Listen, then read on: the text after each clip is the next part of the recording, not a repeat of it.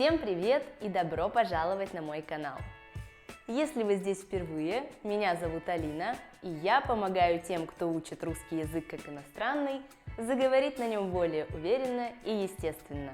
Возможно, вы уже видели видео, где я проходила тест на ложных друзей-переводчика между славянскими языками, и вы его могли пройти вместе со мной.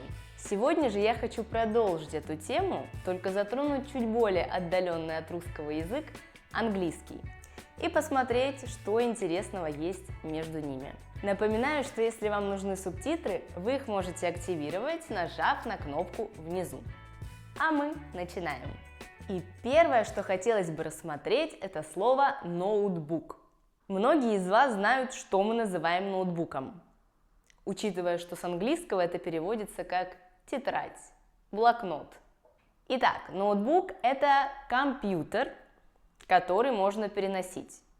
В принципе, логично, да? Потому что наш ноутбук напоминает внешне тетрадь, которая также открывается. А на сленговом языке мы его сократили до коротенького note. И между собой, с друзьями, при неформальном разговоре, как будто бы он между друзьями может быть формальный, почти всегда говорим note. У тебя ноут под рукой, можешь кое-что посмотреть. Маленькое, коротенькое, удобное слово. Пользуйтесь на здоровье. Вообще, я где-то читала, что в английском языке раньше тоже существовал такой термин, который относился именно к маленьким компактным компьютерам. Но он постепенно исчез, а в русском языке сохранился. Так что просьба к моим англоговорящим зрителям.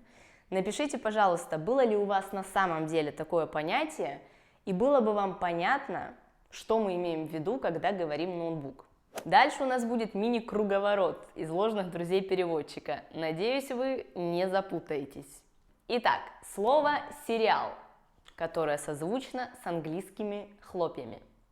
Но у нас, как вы понимаете, это не хлопья. Ну, потому что хлопья – это хлопья. Сериал в русском языке – это фильм, который состоит из нескольких частей, которые, в свою очередь, называются сериями. Следите за ходом мысли. То, что у нас называется сериями, очень похоже на английское TV series, то есть сериал. И отсюда выплывает еще один ложный друг переводчика – эпизод. Как раз то, что в английском называют серией. Мы сейчас не рассматриваем эпизод за пределами кино, потому что, например, эпизод жизни, как в русском, так и в английском, переводится одинаково. Но что касается эпизода, если вы на русском языке скажете «первый сезон «Игры престолов» состоит из 10 эпизодов», то вас, конечно же, поймут. Это не грубая ошибка, и, возможно, уже даже не ошибка. А мне кажется, я вот сейчас подумала, что я где-то видела в каких-то сериалах, что пишут не первая серия, а первый эпизод и название этого эпизода. Но между собой мы никогда не говорим «я остановилась на 5-м эпизоде». Это всегда будет «я остановилась на 5-й серии». Лунатик. В английском есть идентичное слово, которое отличается только ударением. Но в русском языке лунатик – это не сумасшедший. Это человек, который ходит во сне. То есть мозг пробуждает его тело, но он в этот момент продолжает спать. По этой причине персонажа в Гарри Поттере Луну Лавгуд перевели на русский язык как Полумна Лавгуд, потому что полумна созвучно со словом полоумный, которое можно в том числе растолковать как сумасшедший, безрассудный. У этого слова любопытное происхождение от латинского луна – луна. Есть такая теория. В средние века считали, что изменения фаз Луны могут вызывать помутнение рассудка. Это переплеталось еще и с историями про оборотней, которые превращались в полнолуние. И вскоре это слово стало синонимом сумасшествия. А русскоговорящие люди не вкладывали сумасшествие в это понятие, а просто считали, что именно под влиянием Луны человек склонен ходить во сне. Мармелад. Как вы думаете, что мы называем мармеладом? Подсказка. Не варенье. Мармелад в русском языке – это тоже сладость, но другого рода. Вот картинка. Словами я не совсем понимаю, как это объяснить. Так что если вы англоговорящий человек и вдруг захотели варенья или джема, забудьте слово мармелад. Не совсем, конечно, а только по отношению к этому случаю. Потому как иначе вместо варенья вы получите мармеладки. Следующее слово – бриллиант, которое в русском языке имеет значение драгоценного камня.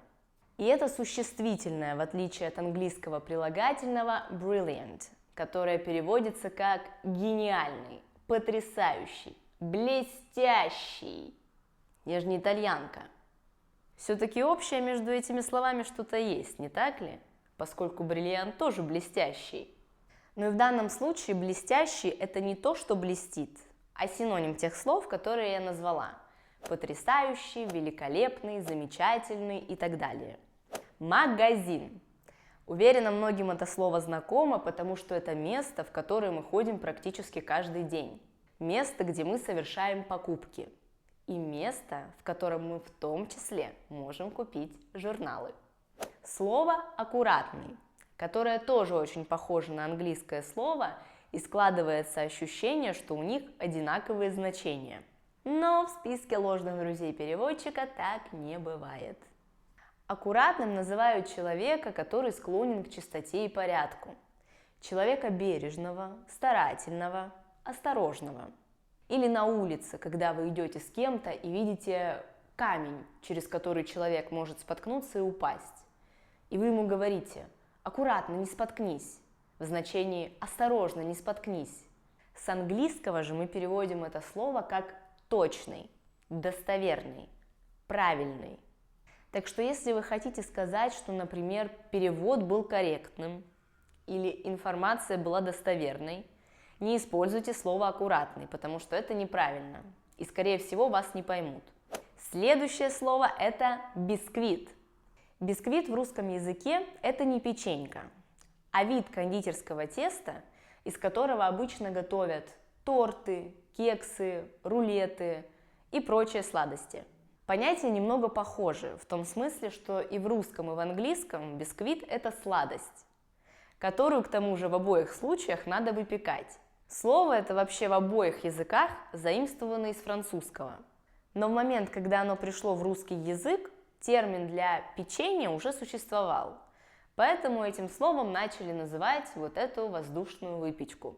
Интеллигент. У этого слова понятия довольно близки, но и с немалым отличием.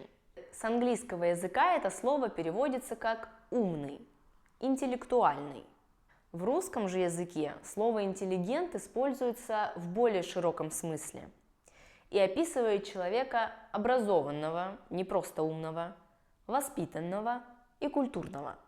То есть в английском под этим словом подразумеваются только умственные способности. Можно быть умным, но при этом невоспитанным. А в русском все эти качества между собой сочетаются. Изначально, когда это слово только появилось в русском языке, и пришло оно, кстати, из польского, у него было тоже такое значение, которое на данный момент есть в английском. Но постепенно это значение расширилось и стало описывать целую социальную группу людей. А еще слово «универсальный». В русском языке универсальный означает не повсеместный, не всеобщий, а то, что подходит для всех или для всего. Например, универсальный размер одежды. Хотя сейчас его называют one size, но это и есть описание этому слову. Или я с собой в отпуск всегда беру универсальные вещи. То есть те вещи, которые подойдут для любого случая, для любой активности, для любой погоды. Кроссовки – это универсальная вещь. В них удобно и гулять, и тренироваться, и в горы ходить, и вообще куда угодно. Еще пример. Этот стиль в музыке популярен во всем мире.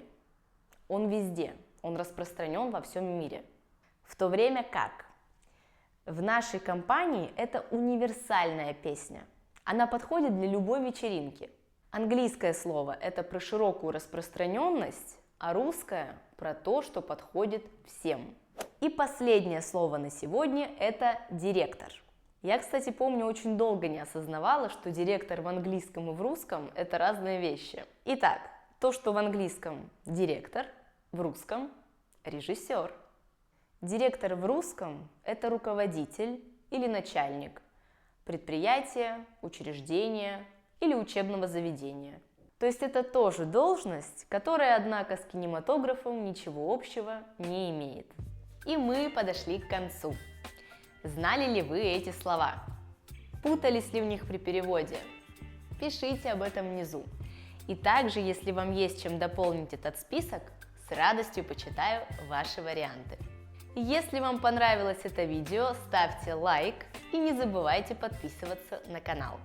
Надеюсь, вы хорошо провели время, но если вам этого было мало, оставлю здесь еще парочку видео, которые вам могут быть интересны. Пока-пока!